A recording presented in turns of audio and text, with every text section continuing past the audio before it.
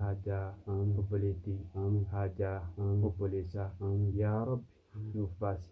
yaa Rabbi, haajaa xiqqaa haajaa guddaa yaa Rabbi nuu baasi yaa Rabbi, haajaa obboleeyyan muslimaa kan nu beekan kan nun beekne hundumaa yaa Rabbi nuu baasi yaa Rabbi, sa'atii kana keessatti yaa Rabbi warra rakkinaan haguugamee jirullee yaa Rabbi rakkoo jaraa furiif. Assalaamu alaikum warahmatullaahi wabarakaatu. Kabajamtootaa fi hordoftoota keenya hundumaa nagaan keenya inni kabajaa fi jaalalaa bakka jirtan marattuu isinaa dhaqqabuu isiniin jenna. Mee salaamta gaafadha. Assalamu alaikum warahmatullahi wabarakatuh. Hordoftoota keenya kan fagoo jirtan kan dhiyoo jirtan illee salaamtaan keenya kan onnee irraa ta'e isin bira haa geessu isin jecha. Nagaan inshaallah kabajamtoota keenya bakkuma jirtanitti hundumti keessanuu nagaa akka nuuf qabaattan Rabbi irraa abdii qabna inshaallah. Mee du'aayi goonaaf jennee waadaa seennee turre viidiyoo duraa irratti sirriidha akkasumatti hayyama yeroo tokko inshaallah qalbii gara Rabbiitti deebisnee du'aayis goonee fi akkasumas immoo egaa injiraami yaada jirus immoo bal'inaan itti aansinee kan isaaniif keenyu ta'a inshaallah. Alhamdulillah Rabbil Alamin, assalatu wassalamu ala Rasulillah sallallahu alaihi wasallam. Ya Rabbi numilkees, Ya Rabbi numilkees, Ya Rabbi numilkees, Ya Rabbi gooftaa koo ikhlaasa bareedaa, Ya Rabbi akhlaaqa filatamaa, Ya Rabbi nuu kenni, Ya Rabbi imaana barakaa, Ya Rabbi taqwaa, Ya Rabbi nuu kenni, Ya Rabbi obboleeyyan keenya hundumaa bakka jiranii Ya Rabbi haajaa isaanii marasaa Ya Rabbi baasi, Ya Rabbi baasi, Ya Rabbi guyyaa kabajamaa guyyaa jaalatamaa kanaan harka si jala kabachaa jirra Ya Rabbi numilkees, Ya Rabbi amiin, Ya Rabbi numilkees, Ya Rabbi yaada muraada keenya hundumaa Ya Rabbi nuu baasi, Ya Rabbi istiqaamaa, Ya Rabbi si biratti kabajaa qabaachuu nama keessaas kabajaa qabaachuu Ya Rabbi qoodaa kan keenya Ya Rabbi nu taasis, Ya Rabbi warra nama kabajee kabajamu Ya Rabbi nu taasis, Ya Rabbi warra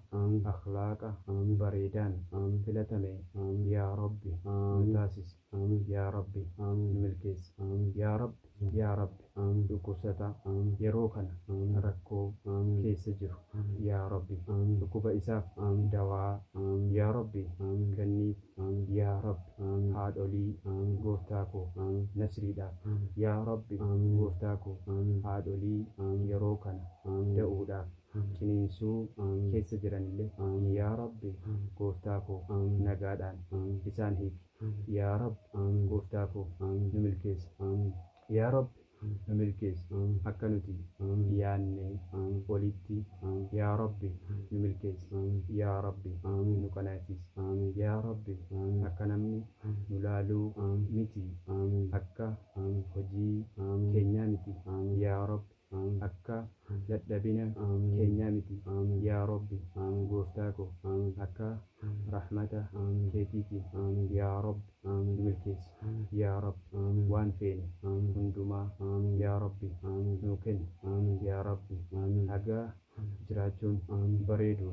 Ya Rabbi nu jiraachisi, Ya Rabbi haga biyya lafaa kanarra jiraachuun bareedu Ya Rabbi nu jiraachisi, Ya Allah Ya Rabbi maatii keenya hundumaa umrii isaanii nuuf dheeresi, Ya Rabbi gooftaa koo umrii haadha keenya Ya Rabbi umrii abbaa keenya Ya Rabbi kanillee obboleessa Ya Rabbi kanillee obboleettii Ya Rabbi nuuf dheeresi, Ya Rabbi nu milkeessi yaa rabbi nu milkeessi yaa rabbi gooftaa koo yaada kan keenya ni beekta muraada keenya hundumaa yaa rabbi nuuf guuti hawwii keenya yaa rabbi nuu guuti yaa rabbi boodatti nu nambisin yaa rabbi hordoftoota keenya hunduma jara yaa rabbi ka wal beeku kanillee waliin beeku hundumaa yaa rabbi milkeessi yaa rabbi wanta jarri fedhan hundumaayyuu yaa rabbi guutiif yaa rabbi gooftaa koo jiruu isaanii jiruu qananii yaa rabbi taasisi yaa rabbi jireenya isaanii jireenya tasgabbii qabdu yaa rabbi jireenya rabbiin yaadachuu of keessaa qabdu yaa rabbi taasisi yaa rabbi gooftaa koo waan isaan fedhan marallee obboleewwan bakka mara dhaammatanii rabbiin nuuf kadhaa jedhaa jiran yeroo kamuu yaa rabbi gooftaa koo waan isaan mudatee waan isaan rakkisee waan isaan dhibbisee jiru mara yaa rabbi irraa fuudhi yaa rabbi rakkoo isaan keessa jiran kan namni isaaniif hin beekne yaa rabbi